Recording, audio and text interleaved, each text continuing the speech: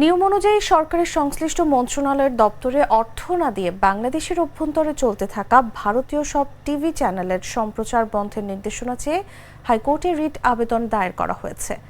রবিবার হাইকোর্টের সংশ্লিষ্ট শাখায় অ্যাডভোকেট সৈয়দা শাহিন আরা লায়লির পক্ষে সুপ্রিম কোর্টের আইনজীবী এখলাস উদ্দিন ভূঁইয়া রিটটি করেন।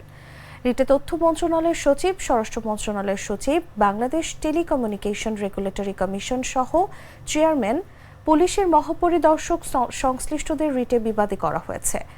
রিটের বিষয়টি নিশ্চিত করে তিনি জানান, চলতি সপ্তাহে হাইকোর্টের দ্বৈত বেঞ্চে রিট আবেদনটির উপর শুনানি হতে পারে। রিটে কেবল টেলিভিশন নেটওয়ার্ক পরিচালনা আইন 2006-এর 29 ধারা মোতাবেক ভারতীয় সব টিভি চ্যানেলের সম্প্রচার নিষিদ্ধ করতে বলা হয়েছে।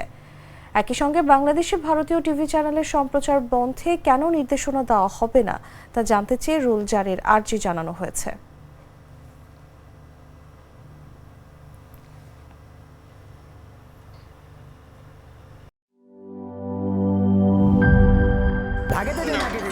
বলছিলাম না সস্তা তিন অবস্থা, এবার বুঝো ঠেলা। ভালো টিউবওয়েল যে কেন না, এবার বোঝো মজা।